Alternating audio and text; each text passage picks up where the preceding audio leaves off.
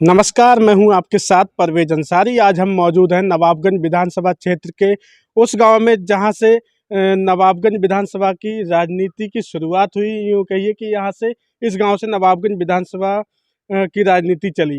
ये गांव पचपेड़ा गांव है, जहां स्वर्गीय चेतराम जी जो 7 बार विधायक रहे और मंत्री भी रहे, इस समय उनकी राजनीति को संभाल रहे हैं, जिन्हें जो है विरासत में मिली उनके पौत्र भुजेंद्र गंगवार जी। उनसे हम जानते हैं कि आखिर वो भी जो है आगामी विधानसभा 2022 को लेकर जो है टिकट से भाजपा के टिकट से दावेदार हैं।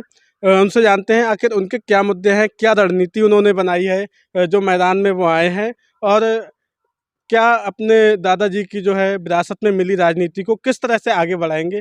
हम बात करते हैं भुजेंद्र गंगवार जी से। भुजेंद्र जी, सबसे पहले हमारे चैनल में आपका स्वागत है। धन्यवाद आपका। आपके सभी श्रोताओं को मैं अपना सादर प्रणाम कहना चाहता हूँ। भुजेंद्र जी, जानना चाहेंगे, मेरा पहला सवाल है आपसे। आपके एक जो पचपेड़ा आपका गांव है, यहाँ से यूँ कहिए नवाबगंज विधानसभा की एक राजनीति लंबे समय से चली है, और आपके दादाजी से जो आपको राजनीति एक विरासत में मिली है, तो किस तरह से आपने राजनीति में कदम रखा, और वो पहला दिन कौन सा था जो दादाजी से आपने जो सीखा है? देखिए, हमारी पैदाइश जब हुई तो हमारे दादा उत्तर प्रदेश सरकार में मंत्री थे और हमारा बचपना सब उसी में कटा। हमने तो शुरू से लोगों का आना जाना, क्षेत्रवासियों को अपने घर पे देखा। लोग आते थे और रात को रुकते थे हमारे यहाँ, और भोजन भी करते थे, रुकते थे, क्योंकि पहले हमारे समाज के बहुत कम घर थे बरेली में। होटल वगैरह का प्रचलन नहीं था उस टाइम। और हमारे बाबा ने सही मायनों में जनता की सेवा करी, जनसेवक थे। समाज सेवी की जो संज्ञा देना चाहिए उनको देना चाहिए। ऐसे हमारे स्वर्गीय बाबा श्री चेतराम गंगवार जी, जिन्होंने जनता के खातिर अधिकारियों को जो झगड़े करे। पहले विधायक निधि नहीं हुआ करती थी जी। और विधायक निधि ना होने के बाद भी उन्होंने सड़कों का जाल बिछवाया नवाबगंज में, और 34 ट्यूबवेल लगवाए नवाबगंज के अंदर अपने कार्यकाल में। अब तो विधायक निधि आती है, कोई विकास की कमी नहीं है, लेकिन उनके टाइम में विधायक निधि नहीं होने के बाद भी सड़कों के जाल बिछे।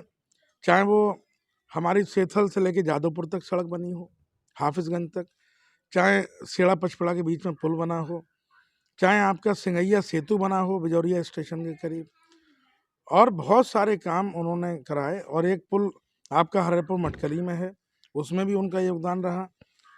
और जनता, गरीबों के नेता हुआ करते थे, वो पीड़ितों के नेता थे, शोषितों के नेता थे, वंचितों के नेता थे।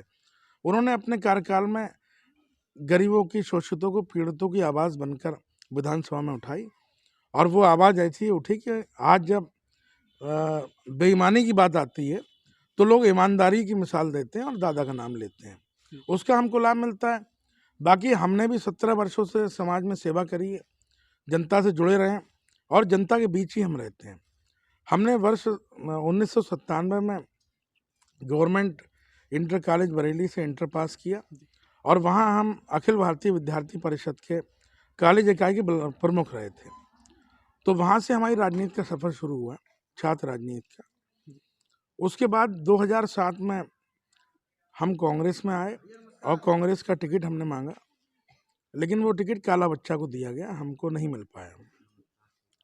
उसके बाद 2009 में हमने अपने छोटे भाई सत्येंद्र प्रताप सिंह गंगवार कपिल को यहाँ वार्ड नंबर 7 में जिला पंचायत सदस्य के रूप में चुनाव लड़वाया। और हमारे नवाबगंज क्षेत्र का एक प्रमुख गांव है अहमदाबाद, वहाँ हमारे वर्तमान की राजनीति के पूरे रोहिलखंड डिवीज़न के बड़े नेता, एक एक गांव से 3-3 विधायक होते थे, तो उन सभी के विधायक पुत्र यहाँ लड़े। और उसमें जनता का ऐसा प्रेम और आशीर्वाद हमको मिला कि अपनी एक गाड़ी, जो आप गाड़ी देख रहे हैं इधर खड़ी है, ये हमारी पुरानी गाड़ी है, जो इस नवाबगंज में हमारी जनता से मिलने जुलने में गाड़ी समाप्त हो गई, और एक गाड़ी हमने इसमें खो दी अपनी, जो आज खटारा हो गई। इन्हीं रोडों पर घूमी है, और पूरी 2.5 लाख किलोमीटर इन्हीं रोडों पर चली है जनता के लिए। तो इस एक गाड़ी से घूम के और जनता ने हमें इन बड़े नेताओं के मुकाबले हमारे भाई को जिला पंचायत सदस्य निर्वाचित कराया। हमारी कोई भूमिका नहीं थी उसमें, जनता का प्रेम और आशीर्वाद जो हमारे परिवार के ऊपर है वही था, इसीलिए हम जीते बगैर पैसे के। 50,000 रुपये मात्र खर्च हुए और उनके करोड़ों लाखों रुपए फूके, लेकिन वो 50,000 उन पे भारी पड़े और जनता का प्रेम और आशीर्वाद मिला। और जिला पंचायत सदस्य उन बड़े नेताओं के मुकाबले निर्वाचित होकर हमारा भाई सत्येंद्र प्रताप कपिल जिला पंचायत मेंबर का चुनाव जीता। उसके बाद सन 2012 में हम कांग्रेस पार्टी से चुनाव लड़े। कांग्रेस पार्टी से चुनाव लड़ने पर चूंकि कांग्रेस का बुरा वक्त था, अन्ना हजारे का आंदोलन चल रहा था, महंगाई बहुत बढ़ गई थी और जनता ने सभी को नकारा। हमारे वर्तमान उस टाइम के सांसद थे पहले पुराने, श्री प्रवीण सिंह ऐरन जी, उनकी पत्नी कैंट बरेली कैंट से चुनाव लड़ी थी, जिनको मात्र 12,000 वोट मिले थे। उस समय के सांसद थे वो, 2009 में जीते थे। तो सांसद श्री प्रवीण सिंह ऐरन की पत्नी को 12,000 वोट मिले और हमको 8,634 वोट प्राप्त हुए, जो कि कम थे लेकिन पर्याप्त थे, क्योंकि सांसद की पत्नी को इतने वोट मिले 12,000। तो हमको तो बहुत कम पैसे में खर्च हुए हमारे और इतने वोटों से लोगों ने नवाजा। तो हम क्षेत्रवासियों का धन्यवाद और शुक्रिया अदा करते हैं, क्योंकि वो हमारी राजनीति की एक शुरुआत थी। उसके बाद 2013 में हमने हमारे नेता यशस्वी बरेली के लोगों के दिलों में राज करने वाले, जिन्होंने कई नेता पैदा करे, और जितने भी नेता हैं सब उन्हीं के कोख से पैदा हुए, हम तो ये कहेंगे सब उन्हीं की देन है। बरेली में जो भी नेता रहे सन 80 के बाद, वो सारे परम आदरणीय श्री संतोष कुमार गंगवार जी, जो हमारे सांसद हैं और भारत सरकार में मंत्री रहे, आजकल सहकारी उपक्रम समिति के भारत सरकार के चेयरमैन हैं और हमारे आदरणीय नेता हैं वो। तो उनका साथ हमको मिला और उनकी उंगली पकड़ के हम भारतीय जनता पार्टी की सदस्यता हमने ग्रहण करी। तब से हम भारतीय जनता पार्टी में लगे।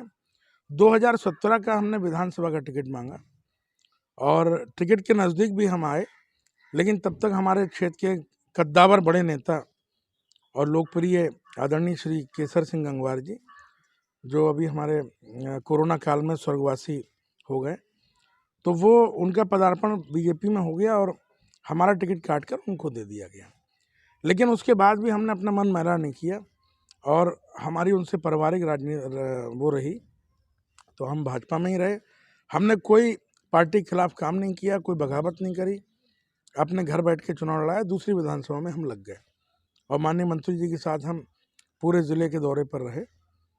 उसके बाद लगातार हम 2009 से सक्रिय हैं क्षेत्र में और जनमानस के साथ रहते हैं।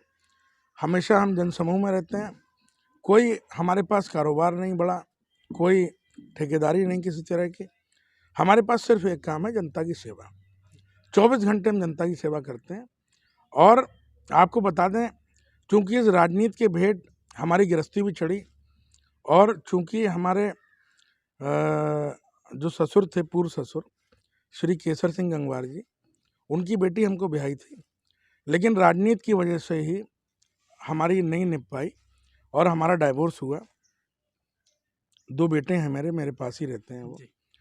तो हम तो 24 घंटे वाले हैं, पत्नी भी नहीं है हमारे पास जो हम रात को भी काम ना करें पब्लिक का। हम तो दिन और रात एक ही काम है, जनता की सेवा करना। विजेंद्र जी, मैं आपसे जानना चाहूँगा, आप कांग्रेस में रहे, कांग्रेस के बाद आपने जो है भाजपा ज्वाइन की, आखिर कांग्रेस से भाजपा में आना ऐसा क्या लगा कांग्रेस जो आपने छोड़ी थी?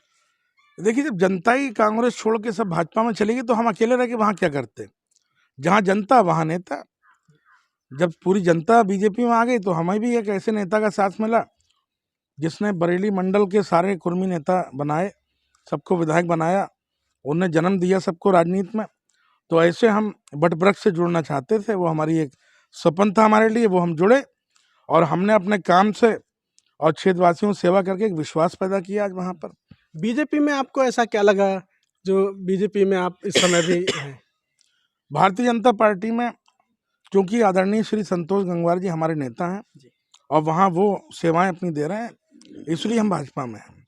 और यहाँ यशस्वी देश के प्रधानमंत्री आदरणीय मोदी जी और उत्तर प्रदेश के यशस्वी मुख्यमंत्री महंत योगी आदित्यनाथ जी जो गरीबों की चिंता कर रहे हैं, गरीबों के विषय में बात करते हैं, गरीबों के कल्याण की बात करते हैं, उनकी नीतियों से प्रभावित होकर हम भाजपा में आए। जानना चाहूँगा, कांग्रेस की सोच जो है वो सबको साथ लेने की पहले भी थी और आज भी है, लेकिन भाजपा का नारा तो है सबका साथ, सबका विकास और सबका विश्वास, लेकिन इसके बावजूद भी अब देखा जा रहा है कि चुनाव करीब है और जो है हिंदुत्व के नाम पर जो है बीजेपी चुनाव लड़ रही है, क्या कहेंगे? ऐसा कुछ है नहीं, वो तो विपक्ष के लोग प्रचारित करते हैं इन बातों को। विपक्ष का काम है सरकार की नीतियों का आलोचना करना, वो कर रहे हैं। लेकिन भारतीय जनता पार्टी देश की एक ऐसी पार्टी है और विश्व की सबसे बड़ी पार्टी है कि जिसमें सबका साथ और सबका विकास, सबका विश्वास। हमारे यहाँ अगर रामलाल को गैस का कनेक्शन फ्री मिला तो रहीम भाई को भी गैस का कनेक्शन निःशुल्क दिया गया। प्रधानमंत्री आवास अगर श्यामलाल मैं को आपकी मिला, बात यहाँ पे रुकूंगा। आपने गैस की बात की थी, तो पहले मोदी जी जब आए थे उन्होंने कहा था सब्सिडी मिलेगी और सब्सिडी कुछ दिनों तक उन्होंने दी, लेकिन अब सब्सिडी जो है खत्म की है, क्या कहेंगे? ऐसा सब्सिडी काफ़ी समय तक लागू रही, लेकिन चूंकि देश को भी चलाना है और सेना को भी चलाना है, नए नए हथियार खरीदना है, नए नए विमान खरीदना है, सेना आधुनिक तकनीक से लैस हो, तो उसके लिए भी तो कई पैसा तरह से कहाँ फंड आ आए? रहा है, जीएसटी फंड आ रहा है और भी कई तरह के फंड आ रहे राजस्व हैं। की आमदनी बढ़े, उसी से देश चलता है। तो वो सब राष्ट्रीय हित की बातें हैं, इसीलिए राष्ट्रवाद हमारे सबकी भारतीय जनता पार्टी के खून में है और राष्ट्र की तरक्की के लिए सब टैक्सेस लगे हुए हैं, जिससे राष्ट्र चल रहा है, सेना को मजबूती मिल रही है, नए गोला बारूद और हवाई जहाज खरीदे जा रहे हैं, इसलिए ये सब चीज़ें ज़रूरी हैं। आप डबल राशन की बात कर रहे हैं, जो बीजेपी सरकार डबल राशन की बात कर रही है, आपकी डबल इंजन की सरकार किस तरह से डबल राशन दे रही है? महीने में 2 बार सभी को मुफ्त राशन दिया जा रहा है, जिसमें तेल भी है, नमक भी है, चना भी है, चीनी भी है, मतलब भंडार भरे हुए हैं। हम तो गांव में रहते हैं, अभी भी गांव में बैठे हैं आपके सामने। कोई हम 7 दिन में एक बार अपने गांव नहीं आते हैं, हम तो 7 दिन और 24 घंटे अपने गाँवों में भ्रमण करते हैं अपने, और गांव में निवास करते हैं। रात के 2 बज जाए लेकिन हम अपने गांव आते हैं और हम गांव में देखते हैं जब से मोदी जी की सरकार आई, ऐसी खुशहाली आई है कि आपको पूरी गवाही दे रहा है पूरा इलाका। आज गरीब आदमी बहुत प्रसन्न है, खुश है, आर्थिक संपन्नता आई उसको और आज सारे कष्ट दूर हुए हैं।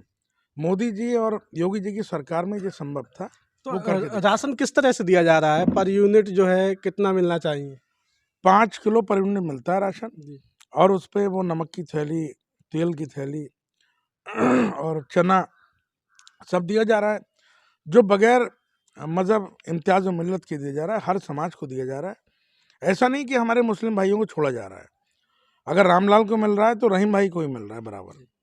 मैं आपकी बात से सहमत हूँ, लेकिन राशन वाली आपने जो बात कही थी, राशन पे हमने देखा है शिकायतें आ रही हैं।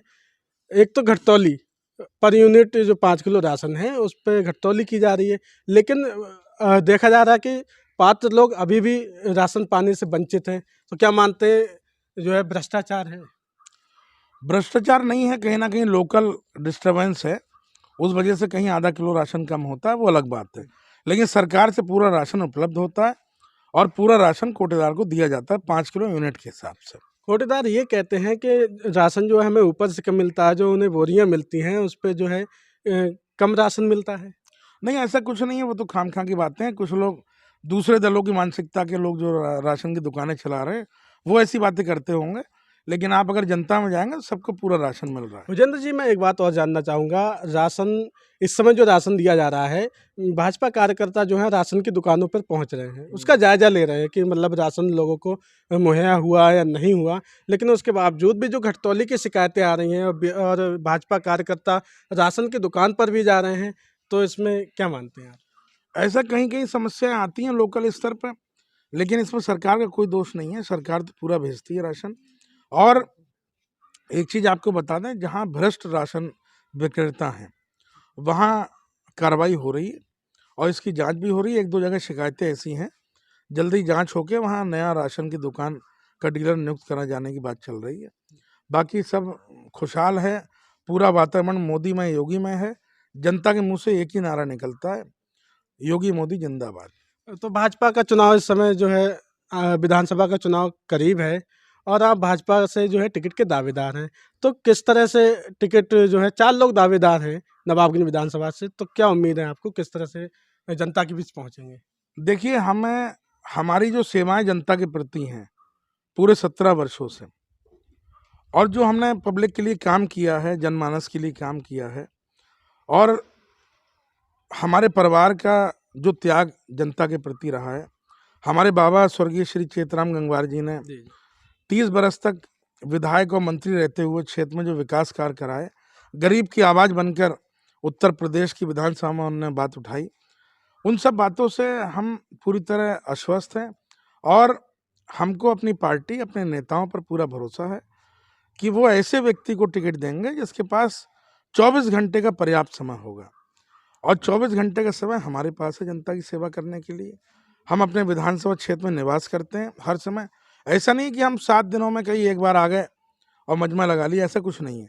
मैं हम एक तो बात और रोज जानना चाहूँगा, दादाजी के नाम से नवाबगंज में एक पार्क है, वो आज जो है उसकी हाल जो है काफ़ी बदहाल है, तो और सरकार भी भाजपा की है, उस पर क्या एक्शन? सरकार भाजपा की जरूर, लेकिन चूंकि चेयरपर्सन नगर पालिका अध्यक्ष दूसरे दल के पास है, तो इसीलिए उस पार्क का जीर्णोद्धार अब तक नहीं हो पाया। लेकिन माननीय मंत्री आदरणीय श्री संतोष गंगवार जी, जो हमारे नेता हैं, उन्होंने हमारी बात का संज्ञान लिया और जिलाधिकारी बरेली को कहकर, जिलाधिकारी जी का बहुत बड़ा इसमें योगदान रहा और माननीय मंत्री जी का, और आप देखेंगे 1 महीने के अंदर पार्क नए रूप में खड़ा विकसित मिलेगा आपको।